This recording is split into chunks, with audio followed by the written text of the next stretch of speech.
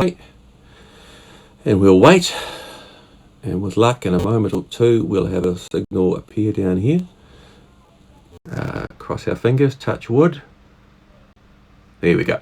All right. So there we have a signal coming in of 1100 hertz on our antenna, and that is mixing with our 1000 hertz local oscillator, so we're getting 100 hertz output, and that looks about right based on those time divisions.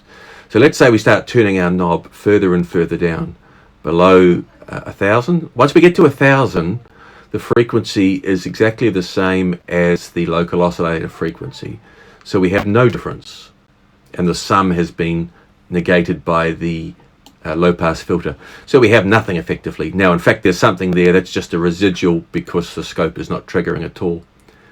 And then if we continue down but below that frequency, we start to get a difference again, and again we can use that and amplify it. But here's the problem.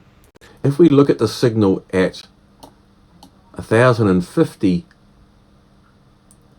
kilohertz, it's exactly the same as the signal at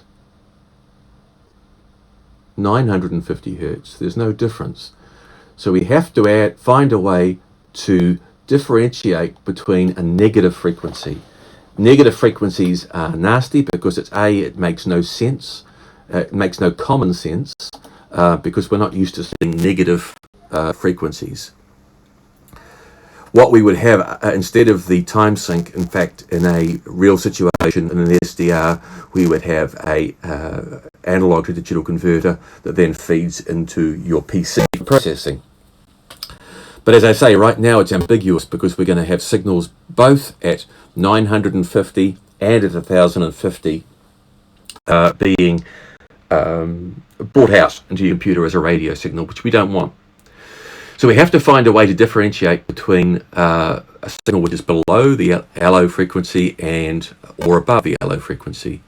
So the way we do that is to add a second local oscillator, or often we'll use the same local oscillator and reverse its phase.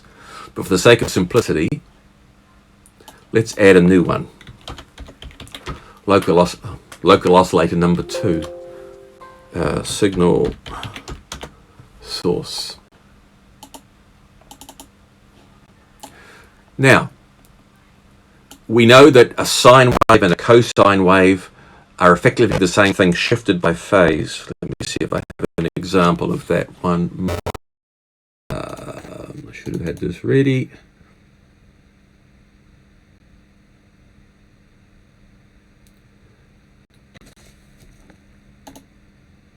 Okay, so in this example here we see the top is a cosine wave, the bottom is a sine wave. They're effectively the same thing. It's merely that the cosine is slightly ahead of the sine wave. Hopefully that makes sense.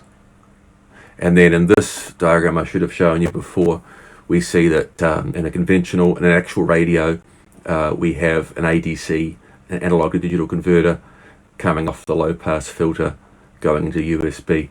In this case I've drawn an audio amplifier as well, just to give you an example, because in the case we've used here, which is the same example that Mr. Greig uses in his talk, we have a signal coming in at 434.6650 megahertz, a local oscillator at 434.6649, and the output we get is 869, that's the sum, and a difference of 1 kilohertz, which is actually an audio signal. So in this case we could low pass filter out the very high frequency and actually listen to the 1 kilohertz signal.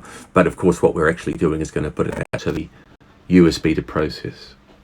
Okay, so just to go over that again, the cosine simply leads the sine by some degrees.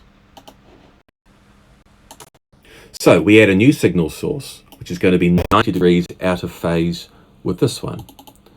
So how we're going to do that is make it float again, and we'll make it 1000.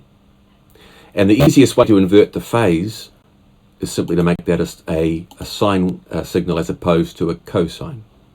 Hopefully that makes sense. We could have also put a 90-degree shift in there, but it's easier to do it this way. Everything else is fine. I hope that makes sense to you.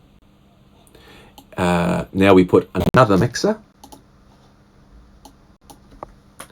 which we call a multiplier.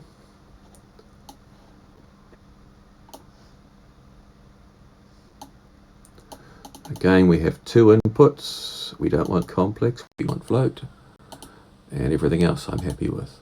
So now the antenna signal is going to be split in two ways. One goes to this multiplier, and another output from the antenna goes to the input of this mixer / multiplier. And the second local oscillator, so local oscillator 1, local oscillator 2, 90 degrees out of phase, goes into the next mixer. And then we add another low pass filter, because again we're going to have low pass filter. We're going to have the same high frequency of the sum as well as the difference, and it's the difference that we want. So we want that again to be a float, and again we'll have a width 150 and 5 advanced. I'm happy with that as well. And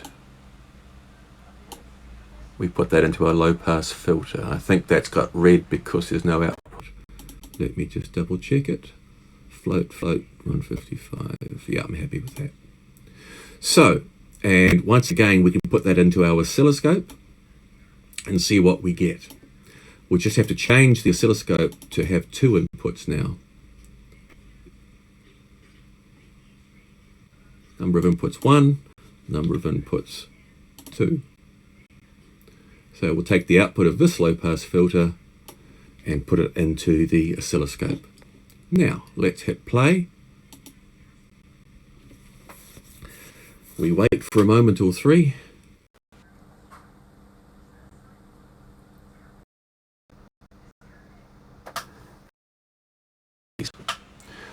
So the example we gave before was that as the frequency came down, the wave was lower, but by the time we got to 1050, this was identical to a signal at 950. But what we're going to see differently here is that in this case, the purple wave is leading the green. If we go down to 950, now we can see that the green is leading the purple. So we're able to identify, or at least the computer is able to identify the difference between which is in phase and out of phase. By the way, that's where we get the term I and Q signals on an SDR. I'm sure you've seen that, because the I is your in-phase signal and the Q is your quadrature, or 90 degrees out of phase. So when you see on your SDR radio I and Q, that's what we're referring to.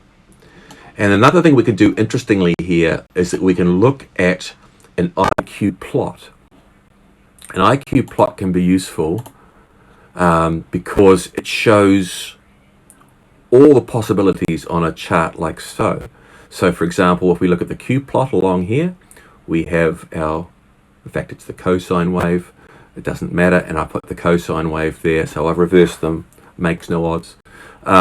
So that if we look at this diagram, the angle here is going to be the Q signal, the position on the IQ graph, and the length of this vector is the amplitude of the signal. And we can create an IQ graph somewhat like this again in GNU Radio. So now if we add what they call as a constellation sync, which is effectively an IQ diagram showing all the points it can be. Now in this case, it is a complex number. Imaginary numbers. When we get around into this section here, we're into negative frequencies. So we just have to change our constellation sync is a float. So we're going to, is a complex number. So we're going to from float to complex. So we're going to put a converter in there. Let me just check that we've got that right. Float to complex. Yeah, that looks fine. We'll take the outputs from this low pass filter into one input, and the other output from the first low pass filter, so the in phase and quadrature signals, and we'll take the output into the constellations sync. And then we'll run it again.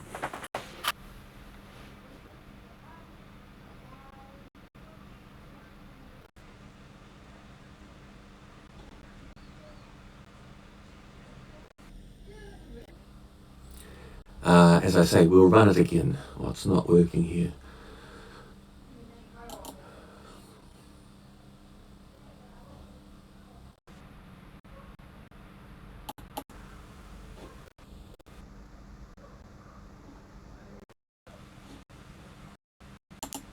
Oh, it is.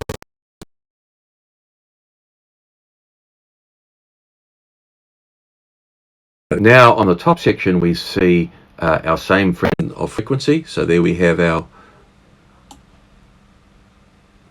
1050 hertz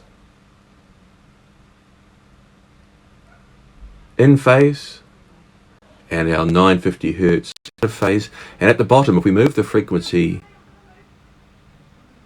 down to a slow one, we can see the points rotating around the constellation diagram, which is what we have here. So, for example, we could have, if you were sending an FSK signal, a frequency shift keying, you could have one point here and one point here. And this could be a Morse signal where one is represented by one of the signals and a 0 is represented by the other. Hence we can send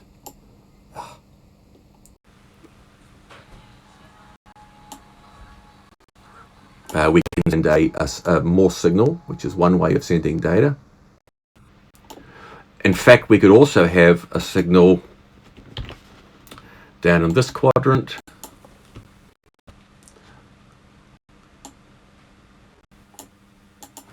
And in this quadrant, such that we could be sending 2 digits of Morse. And in fact, you can have a complete square with several in there, and this is what is called quadrature modulation. Okay, we go back to here. We see that when we're on this side, the constellation diagram is moving clockwise, and if we go the other way, we see that it's moving anti-clockwise once it settles.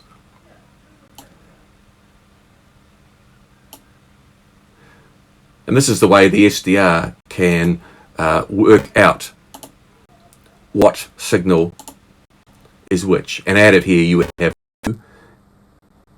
analog to digital converters sending the Q and I signal to your computer to do the processing and then decode